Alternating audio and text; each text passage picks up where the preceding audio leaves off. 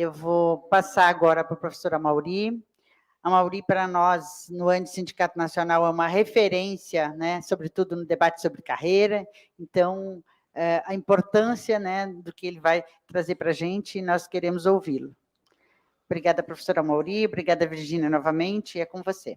Bom, boa noite a todos. Eu queria começar essa fala com um pedido de aplauso a uma pessoa que morreu essa semana com 71 anos de idade e estava na sala de aula. Quando, numa idade dessa, uma professora não podia estar na sala de aula dando aula adolescente. Eu acho que a gente podia aplaudir a professora pela morte dela. Tá?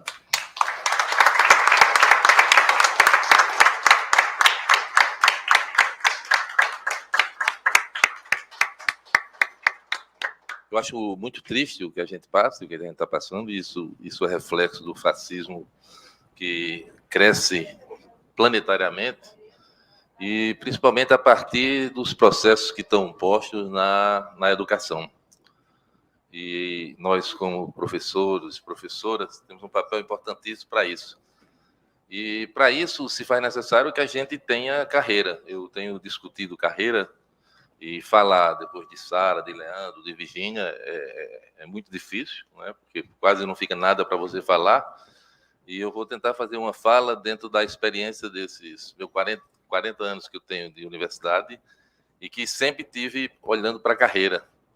De uma forma meio diferente que a maioria de vocês fazem, porque eu sou físico, eu trabalho com física espacial, pode ser que a minha interpretação esteja muito acima das nuvens e não dê para me colocar a minha exposição de uma forma mais clara. Oscar, se você puder projetar. Então, eu acho que assim, eu entrei muito jovem na universidade, eu estou no abono permanência, estou criando coragem para aposentar, já tomei uma decisão, eu acho que em fevereiro agora eu aposento, por vários fatores, pela mudança da sociedade, mudança da universidade, mudança do sindicato, são vários fatores que estão me levando à aposentadoria para aproveitar, digamos assim, o outro ciclo, né? Eu sempre tive muitos problemas com finitude. Eu acho que é importante que a gente reflita sobre isso.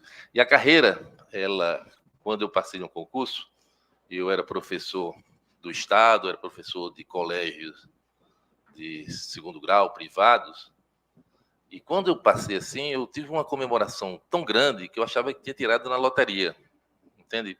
Eu fui entender o que era carreira, e me parece que hoje não há essa recepção da categoria da necessidade da carreira. A carreira ela é tão importante como o concurso público, como a estabilidade. Eu acho que são elementos de concepção de universidade que nós defendemos, que ela precisa estar presente, né, nesse processo de construção e, digamos, de modificação do modo de fazer a universidade. Eu acho que é importante a gente pensar nisso. Eu vou tentar fazer uma fala, né, e vou tentar dividir essa fala em 3 partes. Eu conversava com Sara ali no café, alguém fez uma pergunta e dizia assim, se nós tivermos governos sempre bonzinhos, assim, amigos dos professores, pode ser que a gente reconstrua as nossas perdas, né? Eu não acredito nisso de forma alguma, né? Eu não acredito nisso de forma alguma, e vou tentar, de certa forma, dizer algumas coisas para reforçar essa minha não crença nisso. Depois eu vou falar de uma coisa que vai ficar meio sem sentido para vocês, talvez, porque o meu conhecimento ele é muito raso em relação a, se eu for comparar o que a Sara fala, né? Por fim, eu vou falar um pouco da carreira. Aí eu tenho estudado muito a carreira nos tempos, e eu acho que tem uma importância fundamental, e eu acho que eu tenho alguns exemplos que eles servem principalmente para nós, tanto do Magistério Superior como do EBTT, para que a gente possa ter essa compreensão. Agora, só se compreende o que está acontecendo hoje se a gente compreender, de certa forma, o processo político-social do qual nós vivenciamos com o passar do tempo. Eu acho que desde 1988, quando a gente, aí eu diria num período de ascensão muito forte da classe trabalhadora, a gente consegue uma vitória que eu acho, diria assim, uma das maiores do século passado, com relação aos avanços do direito dos trabalhadores. Nós conseguimos muitos avanços com a Constituição, com todas as dificuldades que tivemos. É claro que a gente teve um processo de transição da ditadura para o processo supostamente democrático, né, que não deu conta. É só assistir o filme lá da Argentina que a gente entende porque que a gente passou isso e nós não resolvemos, que foi um processo que permeia a sociedade por todo o tempo, e agora, esse processo que a gente passa com o Bolsonaro é decorrência dessa transição mal feita. Então, todos os governos vão passar e não tem nenhum amiguinho, nenhum, que não fizeram a política de ajuste fiscal e vão continuar fazendo. Todos eles. Todos que vão vir e todos que passaram. Essa é a linha. Eles vão tentar fazer essa linha de ajuste fiscal e de tirar dinheiro, porque é a disputa do bolo. A disputa do bolo, então a gente tem que ter essa compreensão de que os governos que vão vir, né, está aí a discussão do reajuste dos servidores públicos federais, não tem nada que não se compreenda, né, para dizer assim, porque a gente não aumentou, desde a primeira reunião do dia 16 de fevereiro, que o governo fez a mesma proposta. A mesma. Até o último momento era o mesmo valor. Não aumentou um centavo. Vai ser isso. E ainda rifou, e eu uso a palavra rifar, rifou os aposentados. Porque Sara também disse aqui que aposentado não precisa de vale alimentação. Né? Alimentação. Olha, pelo lanchinho ali eu acho que precisa, entendeu? Então, ainda rifou. E tirou os R$200 que vai vir para os ativos da rubrica do salário dos ativos, que, consequentemente, vai atingir o salário dos aposentados. Então, é importante que a gente tenha essa compreensão que não vai haver. Então, para a gente fazer um espaço pequeno, desde Fernando Henrique até agora, e o próximo vai estar nesse ajuste fiscal, e tem aí uma coisa que está chegando, eu não sei, era âncora, é arcabouço fiscal.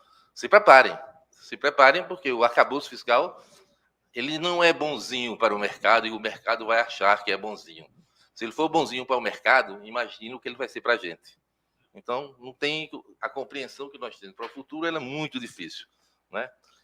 Bom, quando a gente entra na universidade, as pessoas que estão entrando agora, ela vai pegar o menu e vai pensar em aposentadoria, né? O menu vai estar posto aí 3 condições que provoca, inclusive, uma disputa desumana dentro de setores da universidade, eu diria assim, com um certo grau de etarismo muito grande, com relação a quem tem aposentadoria integral e quem não tem. Né? Essa disputa está colocada dentro da universidade. Esses caras são os privilegiados, têm aposentadoria integral. Há uma dificuldade de você fazer o debate da aposentadoria. E o processo de aposentadoria ele não começa de agora. Né? Talvez eu não tenha essa compreensão, mas a qualquer momento que você não tinha legislação organizada sobre isso, as pessoas começaram a pensar, e aí está a crítica e a capacidade de discernimento do ser humano de dizer, vai ser um certo momento que eu não vou poder conseguir trabalhar, e como é que eu vou me sustentar? E aí eu acho que começam os processos de organização e que nos levaram a esses regimes que nós temos aqui, que a Sara e o Leandro falou bem e a Virginia. Agora, tem uma coisa que me chama a atenção e que pouquíssimas pessoas da universidade sabem, que é essa mudança da aposentadoria dos servidores públicos. Porque quando a Constituição aprovou, ela não só aprovou que as professoras se aposentariam com 30 ou com 25 e os professores com 30. Ela não só aprovou isso, ela aprovou que o Estado iria financiar a aposentadoria dos servidores públicos. Ou seja, o Estado, nós não precisávamos arrecadar, aquela arrecadação que nós fazíamos é para outra coisa, pouquíssimas pessoas sabem disso. E foi o Itamar Franco que fez a primeira medida, a primeira emenda constitucional que tirou esse direito dos trabalhadores. Ou seja, era o Estado, porque tem a compreensão do Estado, e o Estado necessita do serviço público para que ele possa sobreviver sem as interferências, inclusive, dos gerentes de plantão, dos governos que passam. Porque se não tiver estabilidade, se não tiver direitos para os servidores públicos, o servidor passa a ser dependente desse aspecto. Então, essa eu acho que é uma das perdas maiores que nós temos. E nós vamos ter aqui, Eu espero que depois dessa a coordenação tenha comprado o Rivotril, né? Porque durante os lanches pode ser que as pessoas fiquem mais nervosas, porque são muitas as perdas que nós tivemos nesse período.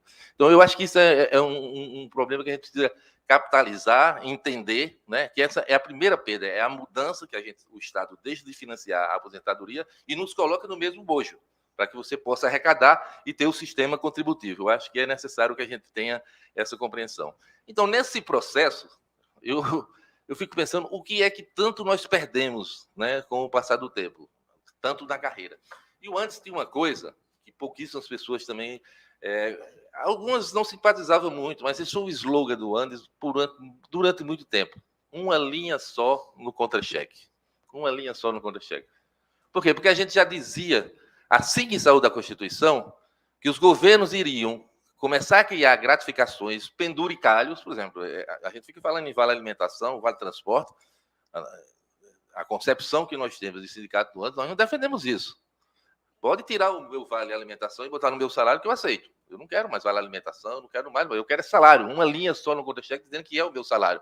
Por que a gente dizia isso no início dos anos 90? Porque a gente sabia que eles iam começar a criar gratificação. E nós tivemos muitas. Nós tivemos uma que chamava gripe. As pessoas do século passado aqui lembram disso, né? Gripe, GED. A GED, daqui a pouco eu vou falar um pouco de vocês, né? Para ver o quanto os aposentados perderam com a GED. Então, gemas. Nós tivemos várias gratificações e a gente ficou lutando com esse slogan de uma linha só no contra-cheque, porque a gente sabia que estava sendo preparado reformas previdenciárias e que podem acontecer a qualquer momento, como já acontece em alguns estados. Tem pessoas que saem do estado, está na ativa, ganhando uma certa quantidade, e quando aposenta, cai pela metade, independente da reforma do Bolsonaro. Isso já acontecia antes da reforma do Bolsonaro, porque os salários eram feitos de gratificações e eles não reconheciam. As estaduais do Paraná, não sei se tem alguém aqui da estadual do Paraná, eles não queriam reconhecer a dedicação exclusiva na hora da aposentadoria. Eles não queriam reconhecer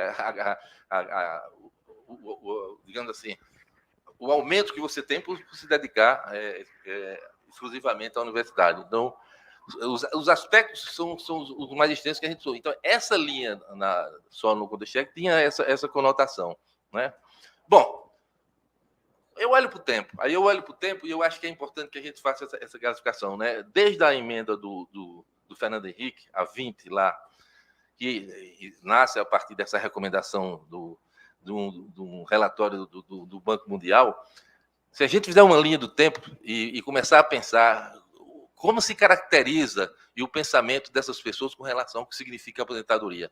Veja, a gente sai de uma concepção de conceito de tempo de serviço, que estava lá na Constituição, eles começam a fazer essa modificação do debate nessa concepção, passando para tempo de trabalho, né, do regime geral, a mesma coisa, tentando fazer as ligações, e depois pelo tempo de contribuição, até chegar agora onde? Na idade. Né? A idade. Agora é a idade, e coloca todo mundo no mesmo balaio. Coloca no mesmo balaio, e a reforma de 2019, aí eu nem vi Sara falar, nem vi Leandro, nem vi Virgínia falar. Ela é cruel para as mulheres. Ela é muito mais dura para as mulheres. Entendeu? O Bolsonaro, com sua misoginia, parece que ele combinou com o Paulo Guedes para criar muitos números, porque os caras trabalham com números e trabalham bem para fazer essa coisa. Bom, em linhas gerais, esse processo que a gente passa aqui, a gente pode dividir em dois períodos que a gente passa lá de Collor, né?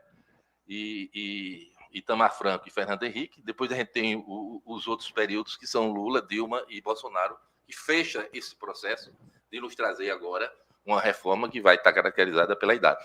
Então, independente do processo que a gente passou, independente da política que nós vamos defender daqui para frente, as pessoas que estão nesse auditório, independente do meu partido político, o que é que se tem, é necessário que a gente compreenda que foram esses governos que passaram e que nos deixaram nessa situação. Por quê?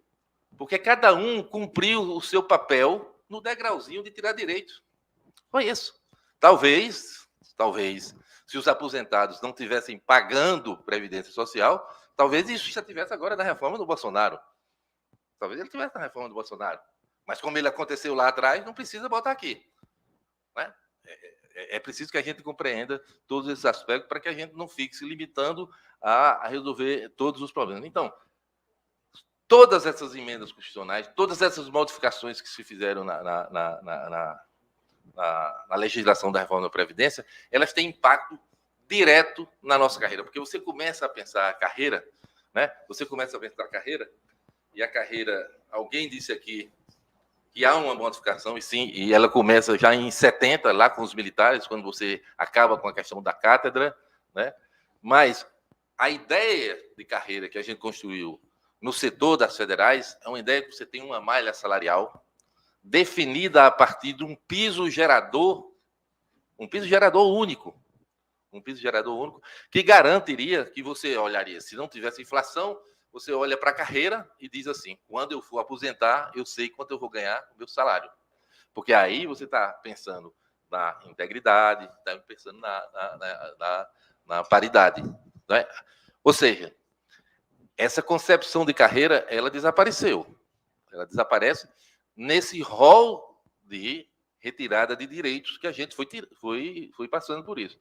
Então, há uma modificação, sim, e o ANS tem um papel importante nessa modificação, alguém já falou nisso aqui. É claro que a minha concepção e compreensão de CLT, a CLT ela vai mudar a aposentadoria das pessoas depois da Constituição de 88.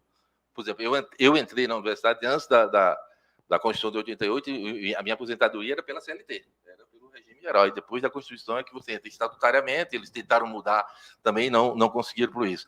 Mas essas modificações da carreira, elas vão acontecendo com muita força. Né? Aqui tem toda a história, eu também vou disponibilizar os slides para você, tem toda uma relação de modificações e da legislação que dá conta da transformação de retirada dos nossos direitos, até chegar em 2016. Aí 2016, ela é cruel, é a pá de cal na carreira dos federais, é a pá de cal.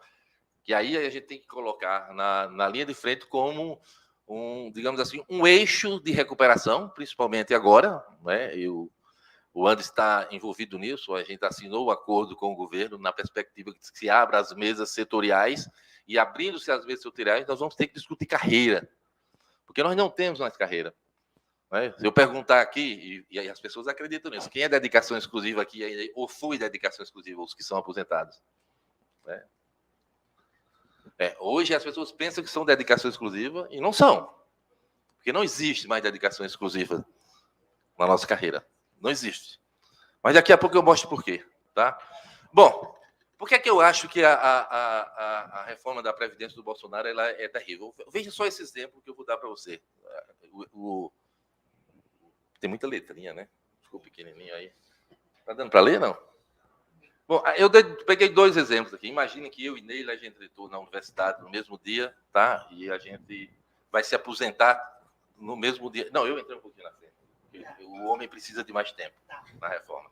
Então, eu entrei 5 anos antes. A gente chegou no mesmo dia da aposentadoria, ela é titular, e eu sou titular, e a gente cumpriu a carreira. Esses salários são os salários da gente atualmente, está sendo 9%, tá? E, aplicando-se a regra do Bolsonaro de transição, aplicando-se a regra de transição, 2 professores, eu e ela. Eu sou homem, ela é mulher. Quando você faz o cálculo da reforma da transição do Bolsonaro, nele vai ficar com um salário menor do que o meu. Né? Eu vou ficar com um salário de 77%, isso porque entrou antes de 2003, né? Tá? 77% do que ela recebia, e nele vai ficar com 67%. Ou seja, há um aspecto de prejudicar as mulheres, claramente no aspecto da média. E não só isso. Não só isso. Ele diferencia, aí ele vai mais duro com as mulheres do serviço público. Ele vai mais duro com as mulheres do serviço público. Aquela regra de botar 60% da média, mais 2% a cada 20 anos para as mulheres do serviço público, para o setor privado, só 15. 15 anos. Tá? Então, também há uma diferenciação sobre isso. Né? E com todo o argumento, né? Porque o argumento da Previdência é que não tem dinheiro para pagar e que não se financia. Bom, como a gente está passando por esse processo, eu também acho que uma informação importante, antes de entrar detalhadamente nos aspectos da carreira, é comparar a nossa situação com os inativos dos militares. Esse gráfico mostra a pensão dos militares. Né? é o seguinte, o que é que eles falam? Eles falam que nós pagamos previdência e o dinheiro que nós pagamos de previdência não dá para pagar as pensões e a aposentadoria. Então, por isso precisa fazer reforma. Essa retinha que está passando aí embaixo, está vendo a retinha que está passando aí embaixo? É o que significa de arrecadação dos militares. E a barra verde grande é o que precisa para completar, para pagar. Entendeu? Em números. Esses dados são dados de 2018, tá? Em 2018, os militares arrecadaram, ou seja, os militares pagaram as suas aposentadorias, suas pensões, descontou no seu contra-cheque, e que somou 2,4 bilhões, e para pagar todas as pensões, precisava de 47. Você está entendendo onde é que está onde tem déficit? Então, o déficit é muito maior entre os militares, e eles ainda tiveram aumento. Ele aumenta entre isso. Né? Eles tiveram aumento. Então, esse é um outro debate que a gente vai ter claramente com os aspectos que tiveram, inclusive de criação de aspectos.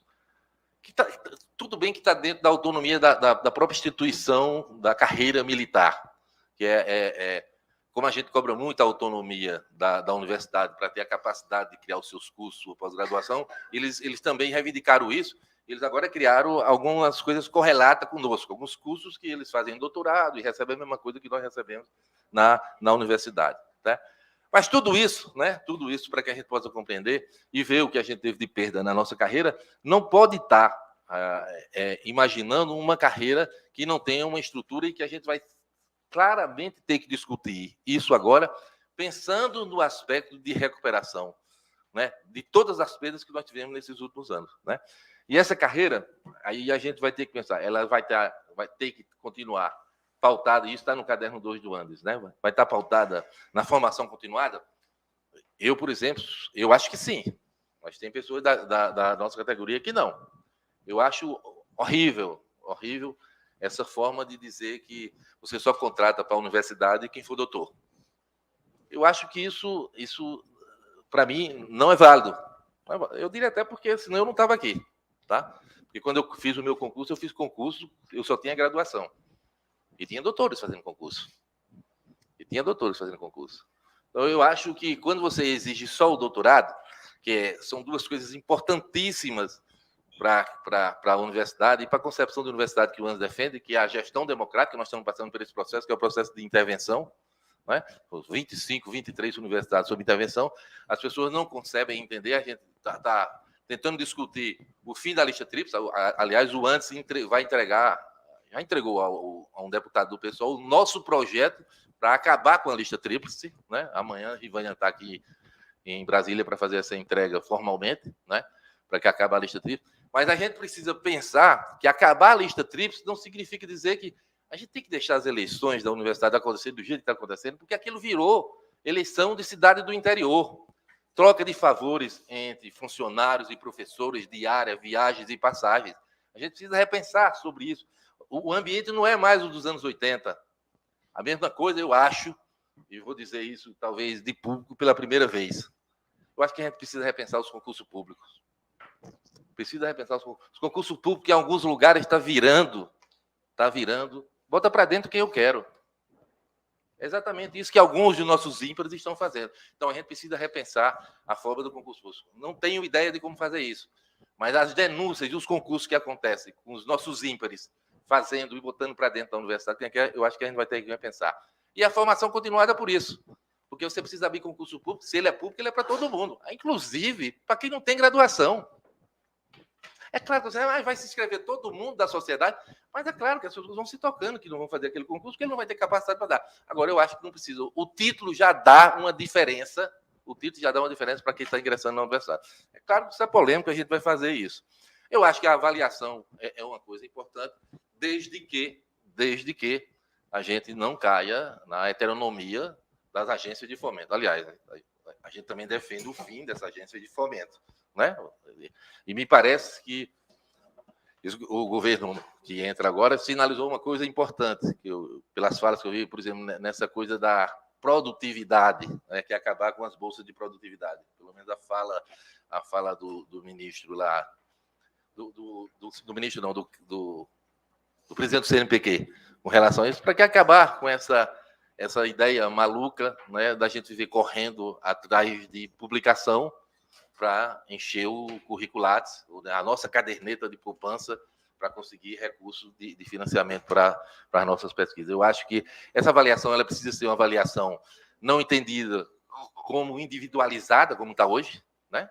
Como está hoje, porque isso gera, além de todas as dificuldades que nós temos de perda dos nossos direitos, gerar disputa. Aí tem gente que acha que é professor de pós-graduação, ele é melhor do que o outro professor que não é da pós-graduação.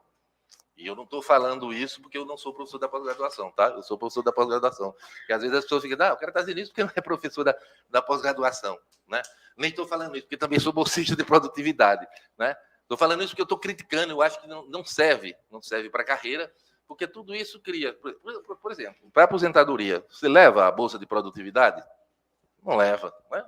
Não leva a bolsa de produtividade. Então, eu acho que esse processo de avaliação tem que ser repensado como um processo coletivo, inclusive colocando a responsabilidade na instituição. E a gente aceita a avaliação, né, os processos de progressão, inclusive que o Leandro fala sobre o cálculo da aposentadoria. No processo de avaliação, a gente cai muito para cima de você. Aí gera outro problema que a gente discutiu lá em São Paulo. Quer dizer, eu fui um dia lá, né? Que é a questão do adoecimento. O adoecimento docente não está ligado apenas às questões a questão da produtividade, esse produtivismo exacerbado também deixa muitas as pessoas doentes. Bom, e reconhecer que, independente do professor ter doutorado ou mestrado, né, e nós tivemos muito exemplo disso no passado, hoje não temos muito por essa mudança, mas tem as pessoas que não precisam disso para estudar. Não precisa do título para estudar. Não é? Então, você tem o amadurecimento, a convivência dentro da universidade em si vai fazer com que você cresça. Né?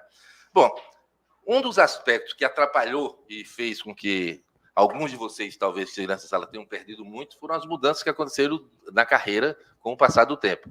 Né? Uma das maiores que teve, e eu vou mostrar em percentuais daqui a pouco quanto foi isso, é quando foi criado o professor assistente, né? Desculpe, associado, não é? Porque aí a gente tem que ter a concepção de pensar, se você estava na carreira muito próximo, e qual era o argumento da época? O argumento da época é porque tinha muitos professores que eram adjunto 4 há muitos anos e não podiam passar para professor titular, porque o professor titular daquela época tinha que ter concurso público e não tinha vaga para concurso público. Então, as pessoas precisavam aumentar o salário. Então, tinha gente que estava 8 anos, 10 anos, aí o governo se aproveitou disso, criou. Só que quando você cria, aí tem uma coisa chamada transposição. Né? É a transposição. Eu estou a 1 degrau de chegar no topo da minha carreira. Aí o cara bota mais 4 degraus. Ora, mas ele tem que me levar nessa transição para o degrau que eu estava. É isso que tem que levar. E eles não fazem isso. Então, isso dá uma perda financeira muito grande, principalmente se a pessoa se aposentou nesse período. Né? É uma perda violentíssima. E essa mudança de carreira foi feito isso. Né? Foi feito isso. Você não tem uma transposição bem feita para você ter isso. Bom, eu fiz essa colmeia aí, só para lembrar vocês algumas coisas dessa conjunto de 88 para cá que a carreira perdeu. Tá? Desde a perspectiva de evolução, em decorrência da forma continuada, até chegar à relação que gerava a nossa malha salarial, né? Daqui a pouco eu vou dar detalhes sobre isso, que é a relação entre os regimes de trabalho. Hoje eu não sei se vocês já pararam para olhar isso. Talvez as pessoas que estejam aposentadas deixem de olhar isso, porque não está no dia a dia de compreender. Mas hoje eles associaram, é uma coisa inacreditável. Hoje, a retribuição de titulação pelo título que você tem, ela está associada ao regime de trabalho. Ela está associada ao regime de trabalho. O que significa dizer isso? Né? O que significa dizer isso? É que se você for ter 20 e for doutor, você tem um determinado percentual sobre isso. Mas se você for ter 40, você tem outro percentual. Ou seja, o seu doutorado, para ser mais simples, né? Eu sou meio prolixo sobre isso. Eu e Neila terminamos o doutorado com o mesmo orientador no mesmo dia. Ela é contratada como T20, o salário, vamos botar salário de 100 para todo mundo entender bem, né? O salário dela é 100, o vencimento básico, o meu também é 100. Mas a universidade me contratou como dedicação exclusiva. E ela contratou ela como T20. A gratificação que ela vai receber do doutorado dela é menor do que a minha, porque eu sou dedicação exclusiva. Não tem lógica isso, né? Ou seja, você associar o seu título ao regime de trabalho. Então, essa é uma das últimas que botou a pá de cal na nossa carreira. Tá? Bom, uma das perdas muito grandes que nós tivemos, e aí todos vão lembrar, que era a GED. Lembra aquela GED? E depois todo mundo enrolava no departamento, né? Porque foram se modificando, aí os aposentados ficaram com 60%, lembra? Os aposentados eram 60%. Esse gráfico aí mostra a perda do tempo da GED, essa lei de 98, de cada um dos níveis. Eu fiz o cálculo para cada um dos níveis. A barrinha azul é mestre e a vermelha é doutor. Né? Então, cada um desses níveis, é claro que quando você está na carreira, na hora que apareceu a GED, tem algumas perdas aí que são fictícias, porque não existe professor nesse nível. Né? Mas só com a GED, isso aí, quem se aposentou na época da GED, ele perde essa quantidade de percentual no seu salário de aposentadoria. Tá? Perde isso aqui. Depois vem a criação do professor associado. Se você aposentou nesse período, aqui também tem as perdas. Todo mundo perdeu nesse período. Tá? Então, se aposentou, se você era mestre ou doutor, você perde 20%, tá? Nesse momento da associação. Tá? Aqui é decorrente de quê? Peraí, do salário decorrente da implementação da 11 mil. Tá? Então, essa é outra vez. Você extinguiu a GED e criou a GTMS. Lembra lá de 2008? Então, novamente, os aposentados são rifados nesse momento. Tá certo? São rifados nesse momento. Então, acumula essas perdas. Por isso que tem adjunto que aposentou nesse período, que ele, quando olha para o seu salário, é 50% do adjunto que está recebendo está na ativa, entendeu? Então, as perdas foram muito por essas modificações, porque foi uma política deliberada, né, de reduzir a folha da Previdência. Então, os caminhos eram, ou você faz reforma da Previdência, ou você usa outras legislações para ir diminuindo os gastos da Previdência. Tá? Então, era um aspecto que a gente precisava. Aqui está associado também a outra lei, a lei de 2012, que considera... essa é a da transfunção do associado. Tá? Essa é a da transfunção do associado. Veja, o doutor que se aposentou aqui nesse período, se estava nesse processo de atenção, ele perdeu 30% do salário. E aí você vai juntando todas elas, ó. Todas elas. Aí eu não estou nem colocando a reforma da Previdência. Isso são perdas da aposentadoria associadas a uma legislação que não está associada à contra-reforma específica da Previdência. Tá? Bom, o que é que acontece? Aí a gente tem uma carreira, né, que, como eu falo, diga você em malha salarial, como é que a gente tem de concepção de carreira? O que a gente tem de concepção de carreira é que você tem um salário inicial. Qual é o salário inicial da carreira do Magistério Superior e do EBTT? É o salário do professor T20 graduado. Né? Se a gente pensar naqueles escaninhos da gente, a carreira que define como se forma a nossa carreira, são 195 quadradinhos daquele. E cada quadradinho daquele tem uma relação matemática com esse salário que a gente chama de piso gerador. Isso eu estou falando baseado no PUCRS lá de 87, da nossa carreira, que teve origem com José Sarney. Olha, José Sarney, no período de transição. Né? Olha, veja como é que a gente conseguiu a carreira com José Sarney. Né? Então, você tinha um piso ali, e a partir desse piso você vai calculando, através da sua fórmula matemática, a definição dos steps e da relação entre T20 e T40, você enche os escaninhos com todos os salários. Quando foi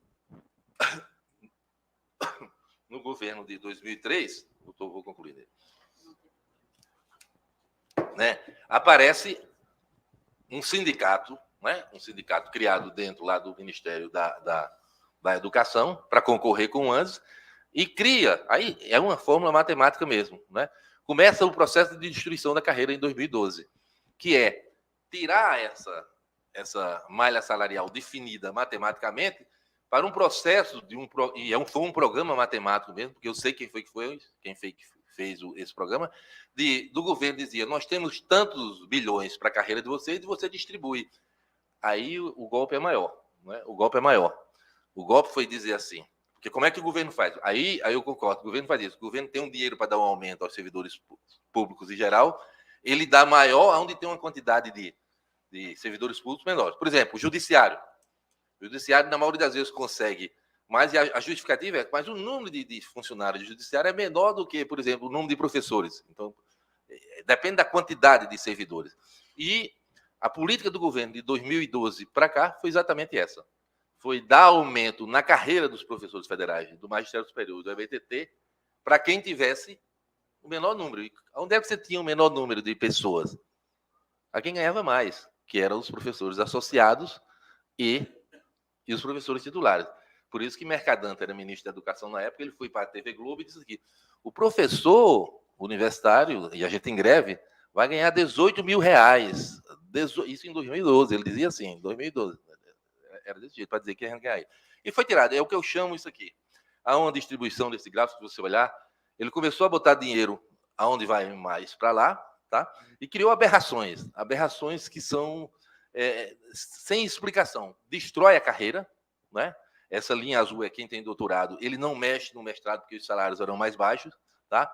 E aonde tem essa rodinha vermelha ali, é onde tem a maioria dos professores. Então, ele fez a distribuição de dinheiro, deixando para o maior número um valor menor. Ou seja, se a carreira fosse como era originalmente, isso era para ser uma reta. Então, ele criou o que eu chamo de buraco. Né? Por que ele criou esse buraco? Aí eu fui pensar nisso. Né? Inclusive, o governo não dava essas informações para a gente. Tá? Essas informações, para fazer esse histograma que eu vou mostrar a vocês aqui, a gente conseguiu mandando universidade a universidade, porque o governo não passava isso para o Andes. Ou seja, a gente fez histograma, lembra lá, né? Questão do Enem. Né? A gente pegou aqui, distribuição por aposentado. Tá? Por aposentado. Qual é a classe que mais tem aposentado? Pelo gráfico, gente, peraí, é questão da Enem, entende? Questão do Enem. Adjunto, né?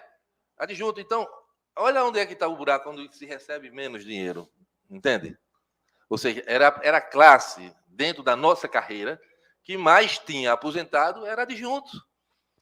Tá? Então, eles aumentaram o salário dos associados e dos titulares. Tem uma pessoa aqui no Andes que não gosta que eu diga isso. Né? Como eu já era associado e estava pronto, ele tirou dinheiro do bolso, vou dizer, tá? Tirou dinheiro do bolso dos adjuntos e botou no meu. É isso que o governo fez nesses últimos anos. Fez exatamente isso. Essa distribuição financeira, ele passou a pagar. Depois ele tentou recuperar em 2016, tá? As distribuições, tá? Mas a coisa era tão louca que a gratificação, por exemplo, de mestrado, veja essa linha vermelha, eu estou com pouco tempo, né, Nélia?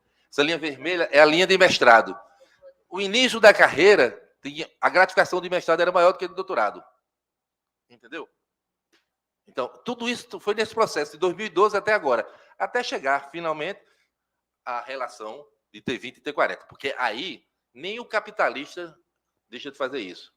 Se eu trabalho 20 horas e eu ganho 40, se meu salário de 20 é 100, quanto é meu salário de 40?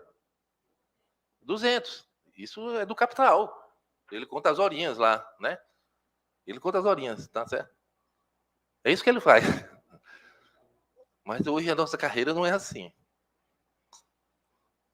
Né? Porque isso dava para a gente, na nossa carreira, e nós aprendemos isso, e principalmente nós, eu que vou aposentar e vocês que estão aposentados, a grande maioria, e eu concordo com o Elaine que esse debate não é só para aposentado também, né? Nós aprendemos isso. Ó, o salário do T20 é 10, né? O do T40 vai ser 20. E o dedicação exclusiva foi um debate que nós fizemos intensamente. Se tem dedicação exclusiva, não pode ter outro emprego, precisa ter. Aí a gente aprovou como? Lembra? 50%. Na origem era. E 50% significa dizer que o salário da dedicação exclusiva é 3 vezes o do T20. Matematicamente, tá? Ou seja, então, T20 é 1, T40 2 e o salário de dedicação exclusiva 3. Isso foi historicamente. De 2012 para cá, isso acabou. Eu ia mostrar isso tudo em gráfico, mas depois a gente faz esse debate. Hoje, a nossa relação é. Isso é o que existe na universidade hoje. E que influencia na hora de você aposentar, porque reduziu o seu salário. eles reduzem o salário em até 60% com uma formulação matemática, botando mais dinheiro no bolso do professor na hora da negociação. E você não está preocupado com a concepção de carreira a partir da malha salarial, e se perde porque você recebe dinheiro, mas perde na frente. Então, hoje T20 é 1, T40 é 1,4 e dedicação exclusiva é 2. Ou seja, todos nós que somos de dedicação exclusiva hoje na universidade, nós recebemos como um professor T40. Tá? É isso que acontece, tá? Só para animar vocês, eu vou mostrar meu último gráfico. Só para você compreender o que eu estou dizendo aqui. Esse salário que está aqui, que tem um quadradinho que apareceu aí embaixo, é o salário do professor T20. É o professor T20. Então, toda essa malha salarial devia ser gerada a partir desse. O que é? Aqui, ó. Ele é 20 horas, ele teria essa tabela, ele passa. É isso aqui, mas ele devia ser isso aqui, ó. Tá? Isso eu estou fazendo para um professor graduado. Quanto é que dá de perda para cada um de nós? 60% de perda no salário. Essa modificação que você tem, de 1 para 1,4. E para a dedicação exclusiva, o salário devia ser isso, você recebe isso e você perde 55% só com essa modificação. Então, isso tem uma influência fundamental do cálculo do salário para a sua aposentadoria, fora todas as outras perdas de modificações que foram feitas na carreira, associadas e pensadas na aposentadoria dos professores e professoras do futuro. Tá? Então, uma das coisas que nós podemos fazer, a luta pela revogação das contas reformas, ela é muito mais difícil, porque a gente precisa de ter uma articulação muito maior, não só dos professores, mas com todas as categorias dos servidores públicos federais. Isso é cada vez mais difícil. Essa negociação agora mostrou exatamente isso. Agora, nós precisamos, se queremos ter uma perda menor, né, e principalmente para os futuros aposentados, e recuperar e tentar manter essa, digamos assim, a paridade, pelo menos na tabela salarial dos professores, é tentar reconstruir a carreira como eixo imediato das lutas que nós devemos fazer. É isso aí, me desculpa aí, eu fui bem rápido. Obrigado, hein?